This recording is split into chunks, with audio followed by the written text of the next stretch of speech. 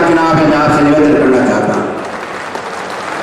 हिंदुस्तान का संविधान संक्रमण काल से गुजर रहा है, हिंदुस्तान का संविधान संक्रमण काल से गुजर रहा है, मैं आपसे निवेदन करना चाहता हूं। अगर 26 तारीख का मत आपने कांग्रेस पार्टी के पक्ष में दिया तो आपका मत अम्बेडकर साहब के द्वारा बनाए गए संविधान के पक्ष में मत होगा, और अगर आपने भारतीय जनता पार्टी को दिया तो आने वाले समय के लिए नागपुर में बनने वाले संविधान के लिए दिया जाएगा। मैं आपसे निवेदन करना चाहता हूं,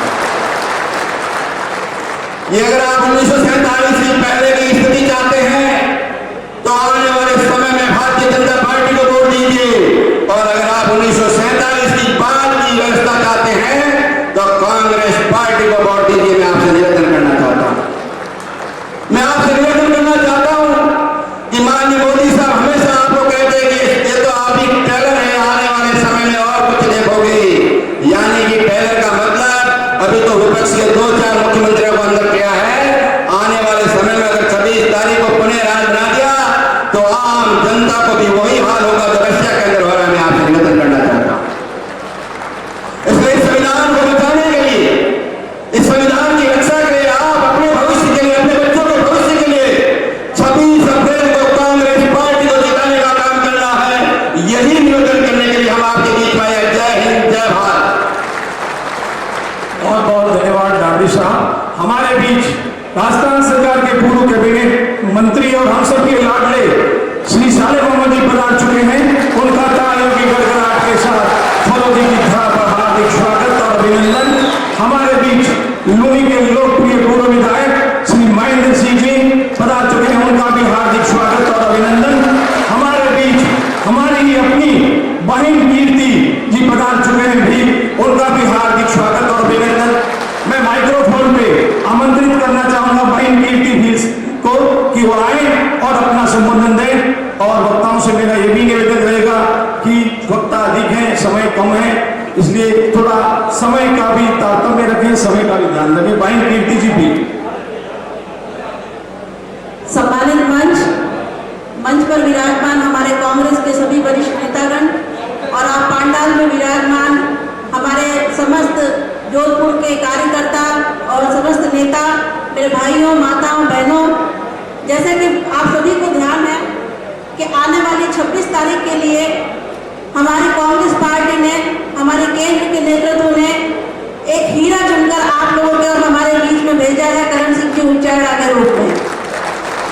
अब हमारा दायित्व ये बनता है कि राहुल गांधी जी को हम ये बताएं आज इस मंच के और इस स्टेडियम के माध्यम से कि जिस आदमी को आपने हमारे बीच में भेजा है उसके लिए हम तन मन धन से पूरी मेहनत करके 26 तारीख को भारी मतों से विजयी बनाकर दिल्ली की संसद में भेजेंगे।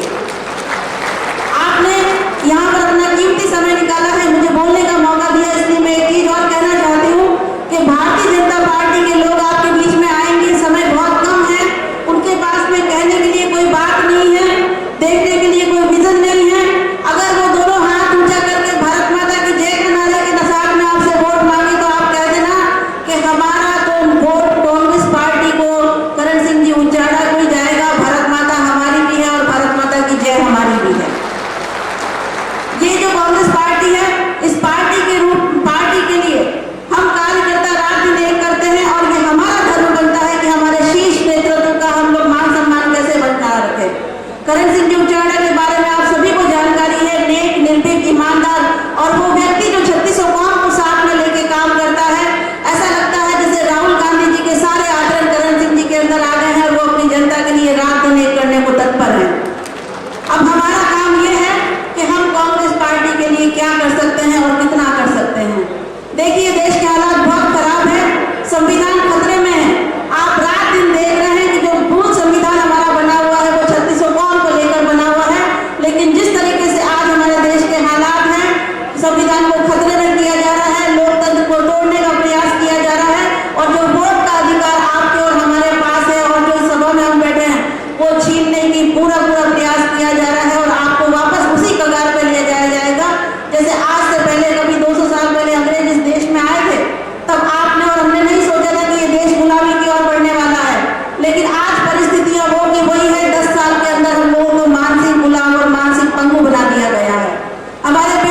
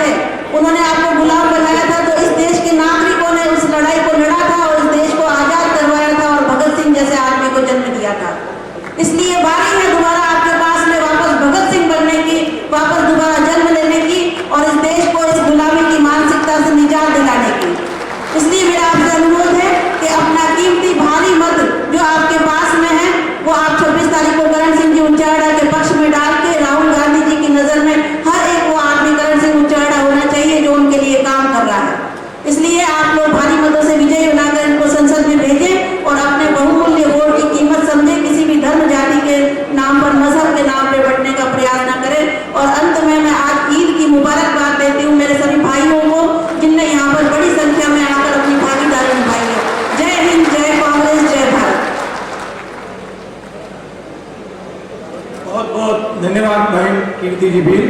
अब मैं अगली कड़ी में माइक्रोफोन पे आमंत्रित करूंगा फलोदी ब्लॉक कांग्रेस कमेटी के अध्यक्ष भाई इलमदीन जी महर आए और अपना संक्षिप्त में संबोधन दें। भाई इलमदीन जी महर।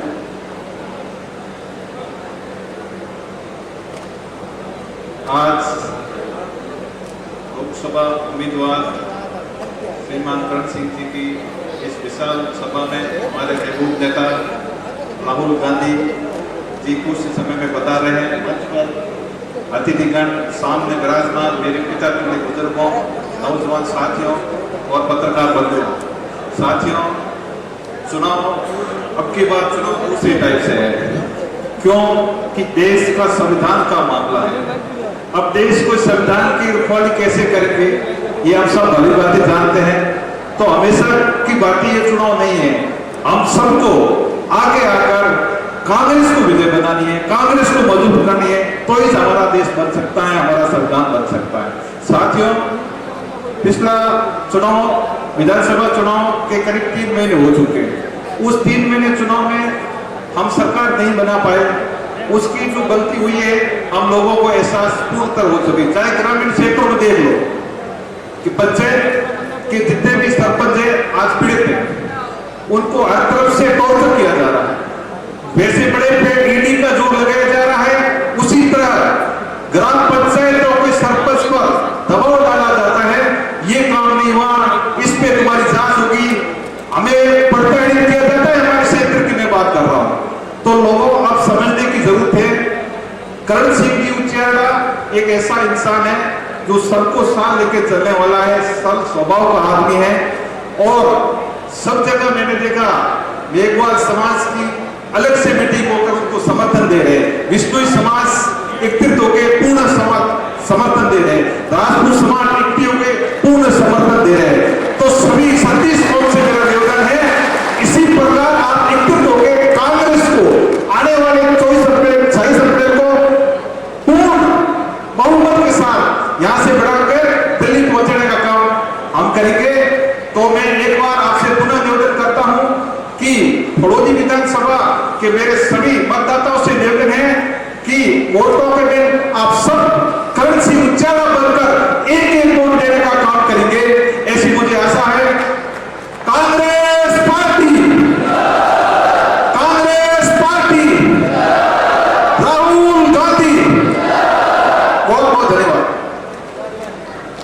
बहुत बहुत धन्यवाद। अब मैं माइक्रोफोन पे आमंत्रित करता हूं फलोदी नगर परिषद के उप सभापति भाई सलीम नागौरी को, और हमारे बीच हमारे लोकसभा के लोकप्रिय प्रत्याशी श्री करण सिंह जी उच्चारा पधार चुके हैं। तालियों की गड़गड़ाहट के साथ उच्चारा साहब का हार्दिक स्वागत।